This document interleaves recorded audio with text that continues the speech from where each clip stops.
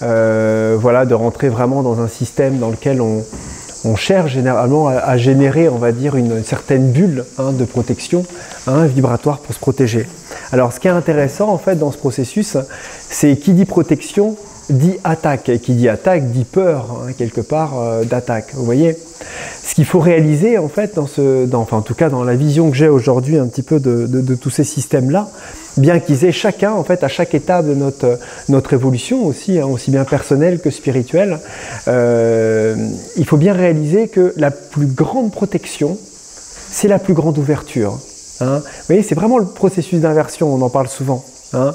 C'est-à-dire qu'en définitive, plus vous vous fermez, plus vous cherchez à vous protéger, plus vous, de ce fait, générez en fait par cette protection les attaques. C'est un processus en fait naturel, en fait, c'est vraiment le processus d'inversion. Simplement, il est nécessaire à un certain niveau d'être capable aussi de se protéger. Vous voyez, parce qu'on peut ne pas être capable de cette ouverture, on peut être difficilement à un certain niveau capable aussi d'un accueil profond de ce qui vient à nous. Vous voyez, il y a plein de gens qui sont hypersensibles. Vous pouvez pas comme ça, même si vous avez été avec des personnes, etc. Imaginons, enfin, des gens qui chopent tout comme ça, des entités, des trucs qui se trouvent plombés ou brassés comme ça après une relation avec quelqu'un. Ils peuvent pas d'un seul coup dire je m'ouvre complètement et je. Vous voyez, non, il faut que derrière il y a une source à laquelle la personne puisse se relier. Parce que cette ouverture ne va pas être une simple ouverture inconsciente, on va dire, sur le monde vital et émotionnel, on va dire, collectif, vous voyez. Mais c'est une sérénité confiante, en fait, dans le sens d'être cet espace, d'être ce cœur, ce rayonnement à laquelle que rien ne peut altérer, que rien ne peut on va dire, perturber. Vous voyez, tout ce que ça peut perturber à la rigueur, c'est les phénomènes, c'est modifier la nature des phénomènes qui le traversent, mais ces phénomènes, par simple intention, par simple reliance, vont être automatiquement remis, reconfigurés, on va dire, de manière tout à fait naturelle, à leur juste place, en fait, naturellement. Vous voyez un petit peu ce que je veux dire? Imaginons. Tu es dans la rue, t'es dans la rue et tu rentres pour des personnes, imaginons, qui habitent à Paris, qui vont être là et qui disent, voilà, je vais dans le métro, je me fais une bulle de protection, je me ferme. Alors, c'est bien parce que sûrement que ça leur évite en fait des problématiques qu'elles peuvent constater, parce que c'est quelque chose qui marche à un certain niveau.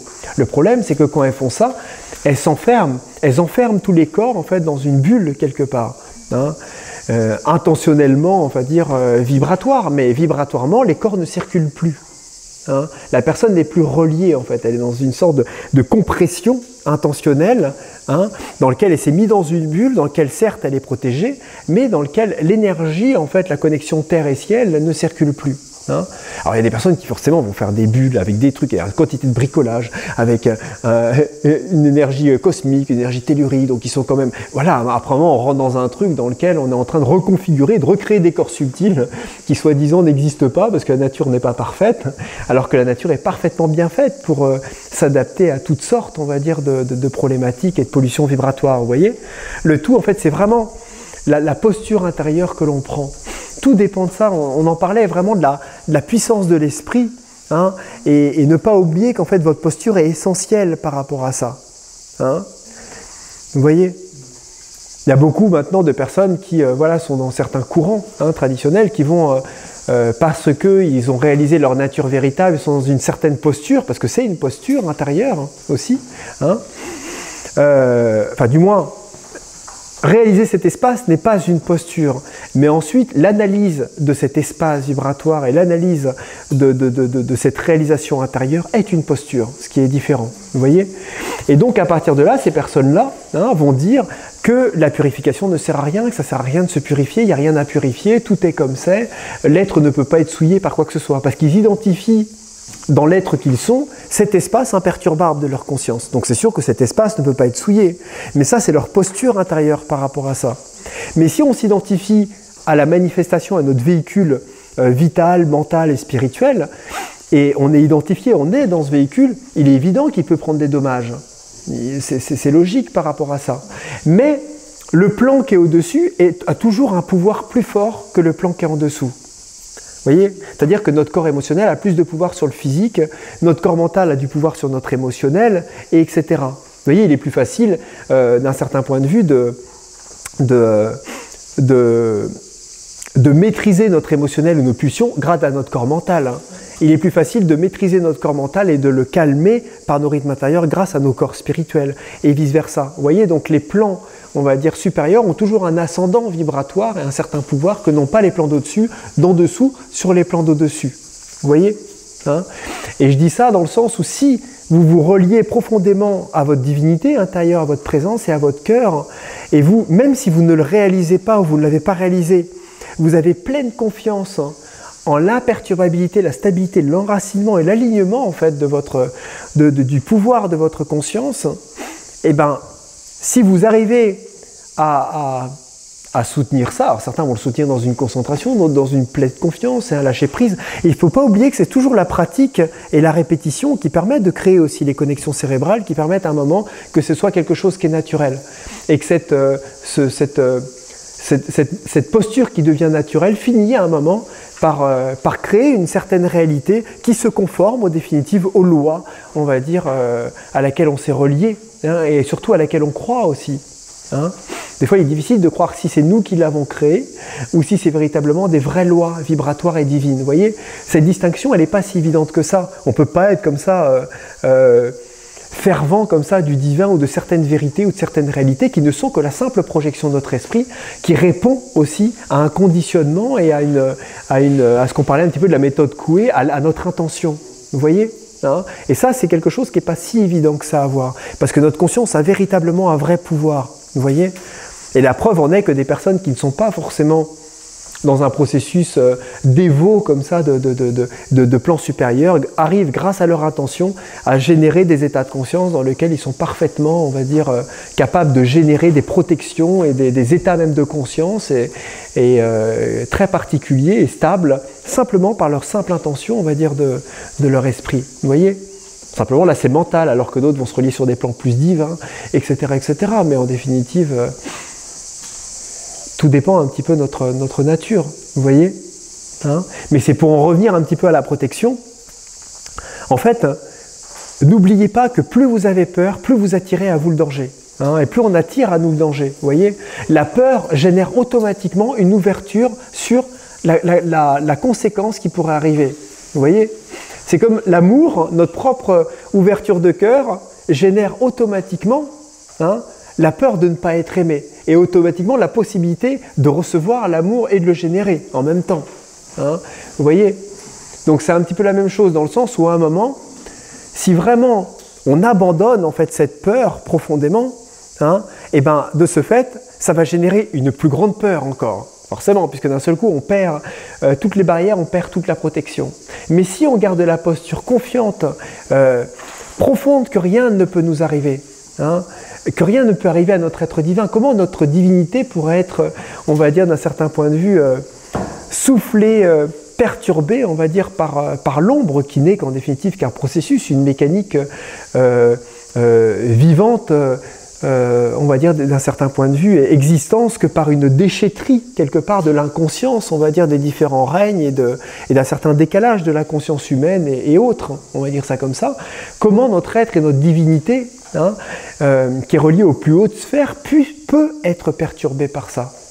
Si on se relie à cette vérité, je la mets bien entre guillemets, puisque ça devient notre vérité, ce n'est pas une vérité, mais c'est une réalité à laquelle on peut adhérer dans notre posture intérieure, eh ben, un certain pouvoir peut investir quelque part notre conscience.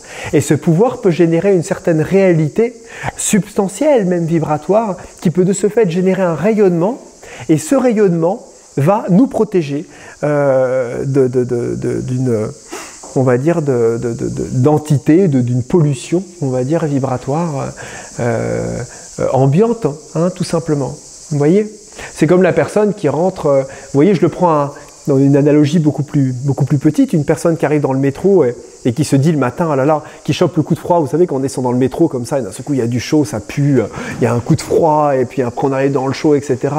Et la personne se dit, ah là là, ah mince, c'est l'automne, et tout, c'est sûr, là je vais apprendre froid, là j'ai pris un coup de froid, c'est sûr, j'ai chopé un rhume, oh là là, tout le monde est plombé, vous entendez à côté quelqu'un qui fait, oh chou, oh là là, c'est bon, alors j'ai chopé le truc, parce que je me connais, là tout de suite, c'est sûr. Bah, c'est évident qu'il ouvre les portes, en définitive, complètement. Et la personne, et de ce fait, forcément, les failles qu'il génère en fait dans son ouverture, et ben font qu'il ouvre la porte, et de ce fait, il peut générer lui-même, même le virus, même si c'était pas celui-là, il ouvre la porte au virus, et il ouvre la porte en fait tout simplement, parce qu'il l'accueille en fait tout simplement par sa peur, vous voyez, qui affaiblit en fait les corps. Et on a ensuite l'autre personne qui lui va arriver aujourd'hui, je ne serai pas malade. Il n'est pas question que je sois malade parce que j'ai le week-end à passer, j'ai des choses, j'ai envie d'être bien, je suis en pleine forme et voilà, il n'y a pas de problème. De toute façon, le froid, je ne le crains pas. À partir du moment où moi j'ai décidé que c'est comme ça, ce sera comme ça. Il n'y a pas de problème. Tiens, d'ailleurs, même si j'ai oublié mon pull, mon écharpe, c'est pas grave. Voilà. Et bien, rien que le fait de générer ça, mentalement, même pas en se reliant, on va dire, à un espace divin, mais simplement mentalement, il va générer une réalité vibratoire aussi qui vont on va dire, se synchroniser aussi dans les différents corps. Vous voyez ? Et cette synchronisation va générer une sorte de protection vibratoire avec ce n'est pas possible, je suis machin, je suis. Tout va se mettre en place en fait dans les centres pour empêcher quelconque faille, quelconque problématique de se mettre en place.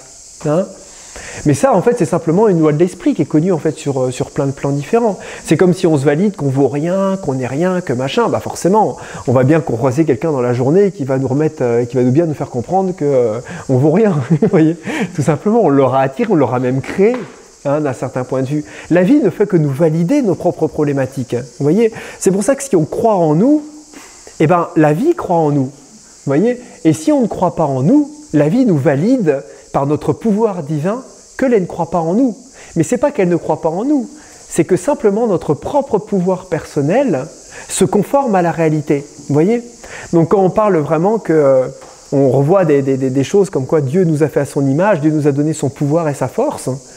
On enlève le mot Dieu un petit peu plombant, mais on va dire notre divinité, la conscience une, nous a fait à son image, elle nous a aussi donné son pouvoir. Vous voyez ? Donc si l'on croit à notre propre souffrance, on croit à nos limitations, nous sommes limités et nous souffrons. Vous voyez ? Alors bien sûr, il y a quelque part une certaine pratique, une certaine distance, une certaine maturité, certes, on va dire un petit peu spirituelle ou personnelle à avoir pour s'en convaincre ou le réaliser. Mais fondamentalement, ça fait vraiment partie en fait de certaines lois. La vie va se conformer à nos croyances et à nos conditionnements. Et c'est pour ça que de ce fait, un développement spirituel est un déconditionnement, on va dire, de toutes les croyances, pour pouvoir nous permettre de réaliser et d'accepter simplement que nous sommes un, que nous sommes en fait cette infinie éternité en fait amoureuse simplement. Vous voyez ?